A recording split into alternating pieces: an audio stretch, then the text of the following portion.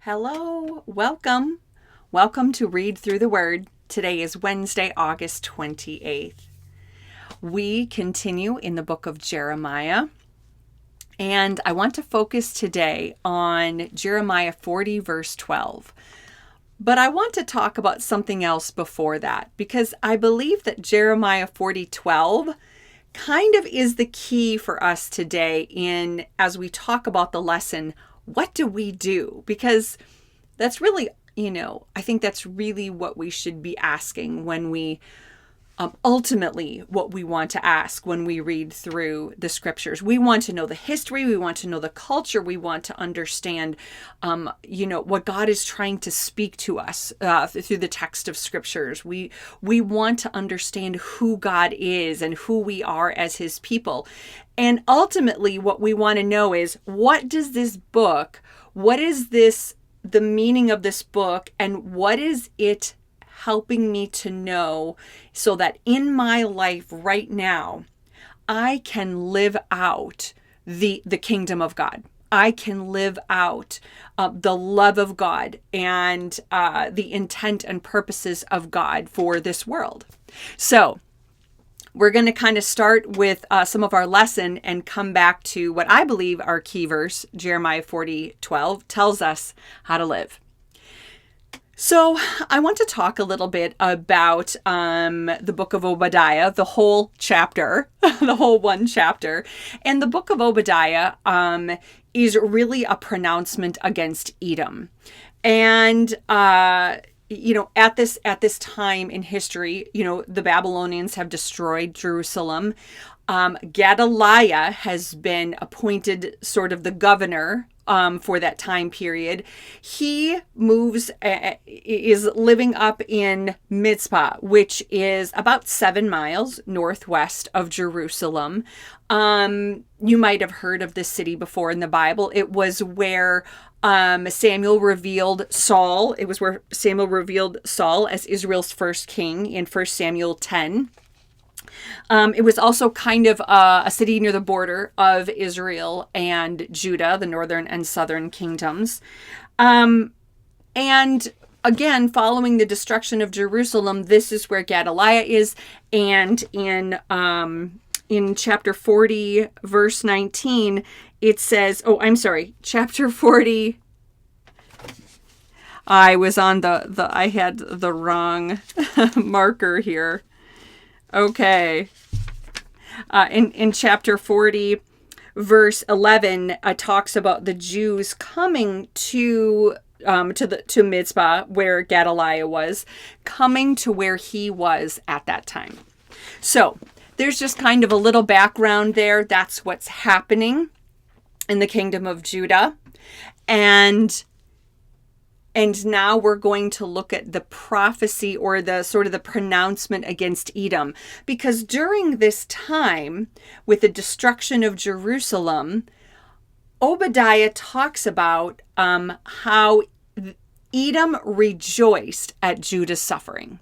Okay, so we have Gedaliah, the people are kind of gathering to him. They're trying to figure out, what do we do now? Jerusalem's destroyed. I mean, there's been destruction for years. The northern kingdom, the southern kingdom, there's been so much devastation and tragedy. And in the midst of it, the Edomites are basically accused of saying, you rejoiced at our suffering. You rejoiced when you saw our downfall. Not only were you not there for us, but you literally kind of kicked us when we were already down. And I want to talk about that a minute. I want to talk about Edom, because it's important. Edom was located at the south end of the Dead Sea, and located south of the Dead Sea, contained numerous mountains over 5,000 feet in height. And because of these mountainous dwellings, oftentimes in these mountainous dwellings, they cut their dwellings into the faces of these high, craggy mountains. And this gave rise to Obadiah's description of the Edomites as people who live in the cleft of the rocks. So, really, they felt like, we've got a fortress here. We're strong. We're defensible. We've got this fortress in these mountains.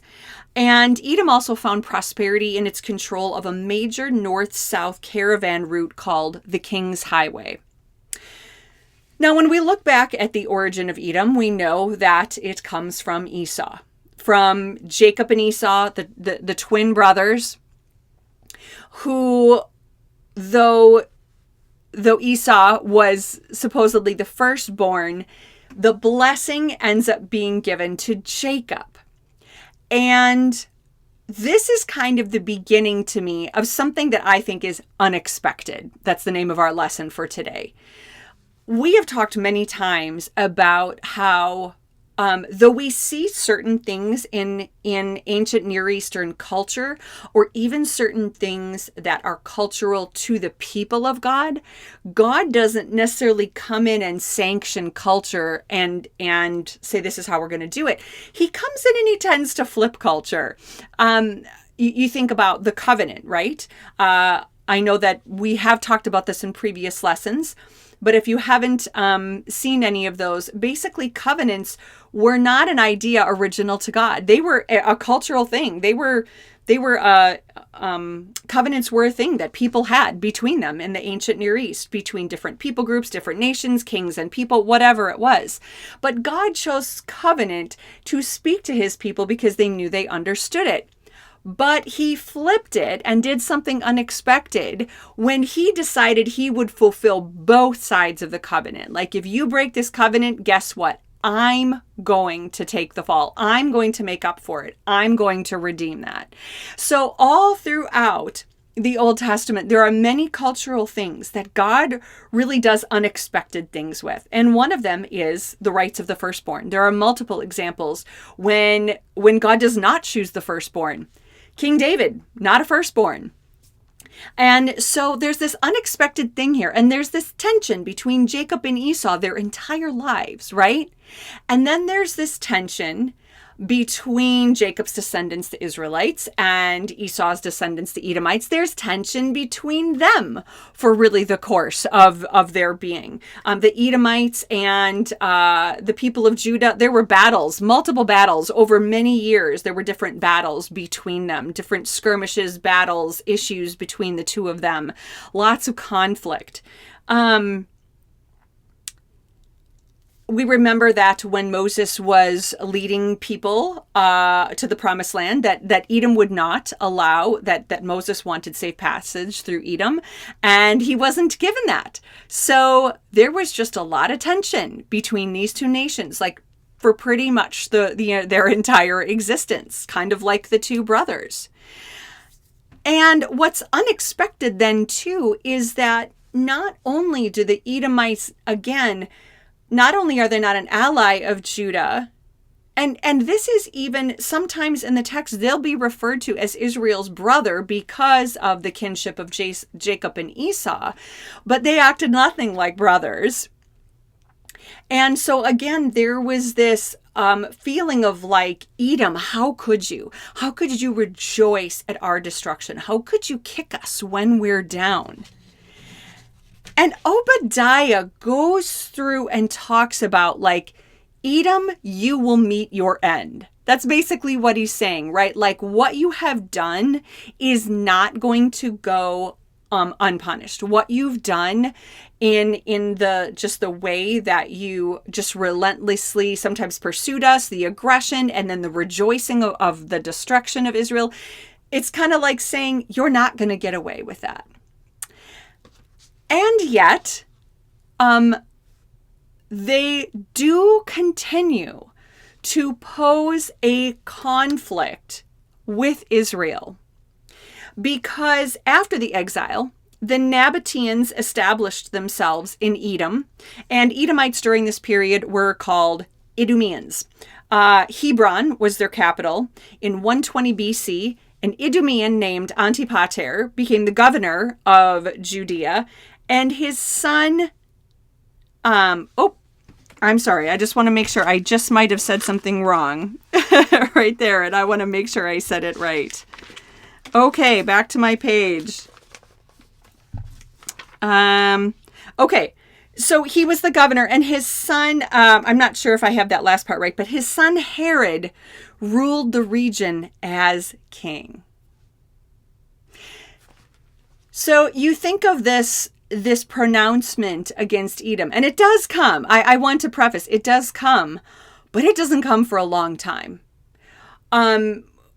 This prophecy against Edom, we continue to see the tension and the conflict play out for years to come. And it culminates in the Herod Dynasty, which of course we absolutely know is again direct conflict between Jesus and the Herodian Dynasty. It's there. So you think about how many years this conflict has spanned. Started with two brothers all the way, right, to the New Testament period, to the Second Temple period, where Jesus is now in conflict with Herod. That's a long time. That's a long time for that conflict to occur. And so though Obadiah is, and again, we aren't exactly sure about, scholars aren't absolutely sure that the name of this person was Obadiah. There's still kind of questions about the original authorship of the book of Obadiah. But we do know that it was, most likely directed at this conflict that was occurring during and after the destruction of Jerusalem, when the Edomites were rejoicing over their tragedy. So, hope you're following along here. I'm giving lots of different details and points, but I just want to bring it down to the basic, simple fact that there was conflict from the start of Jacob and Esau, conflict all the way to Herod and Jesus. And so this prophecy about Edom, though it does come true, it doesn't happen for a while.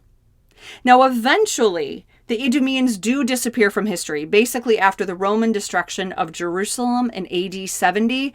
That's kind of the end historically of the Idumeans. So ultimately,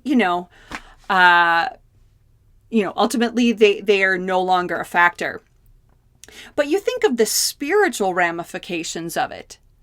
You think of, when we sometimes see this prophecy, we're thinking in terms of this nation will be physically destroyed. Sometimes, maybe, or a both and, spiritually and physically, I'm not sure. But we do know in this instance that Jesus absolutely overcame that conflict between Judah, between the Israelites, and between the nation of Israel and between the Edomites, because Jesus died and rose again. And his resurrection meant that reconciliation is possible. He overthrew death. He conquered death. He conquered sin. He conquered darkness and sadness. And so even though the book of Obadiah is predicting this consequence for Edom, and it does come, they basically, they disappear. Their power is gone, right? I think there's also a spiritual element too there that absolutely is fulfilled in Jesus with his death and resurrection. And this leads me to what I think is the key verse here, Jeremiah 40, verse 12. You think about this tension, this feeling of betrayal. Have you ever had that when you are suffering and someone else increases and multiplies your suffering, even on purpose? Have you ever had that?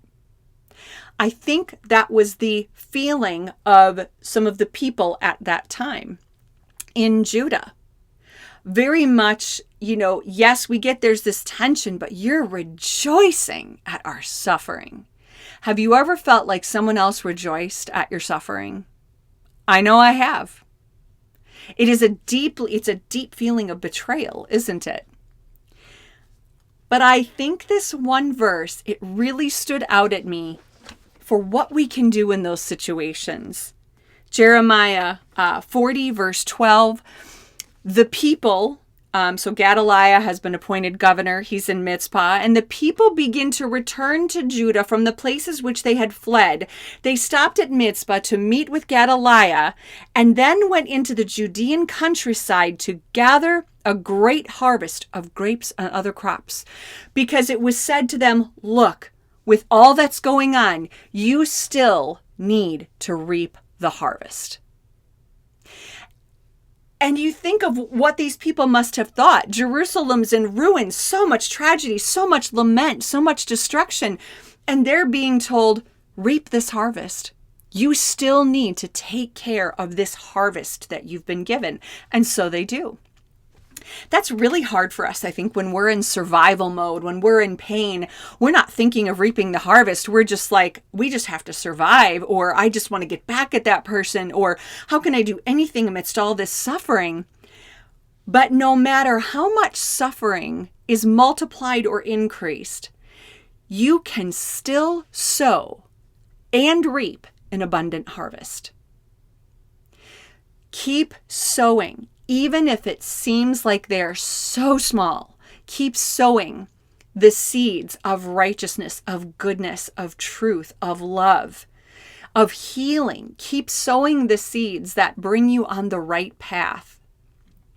Keep sowing the seeds that bring your life forward in the purpose of God, not dwelling on who has hurt you. And you will be able to, no matter what the conditions are around you, you can still bring in an abundant harvest. That's a great promise. Thanks for joining me today. We'll see you next time on Read Through the Word.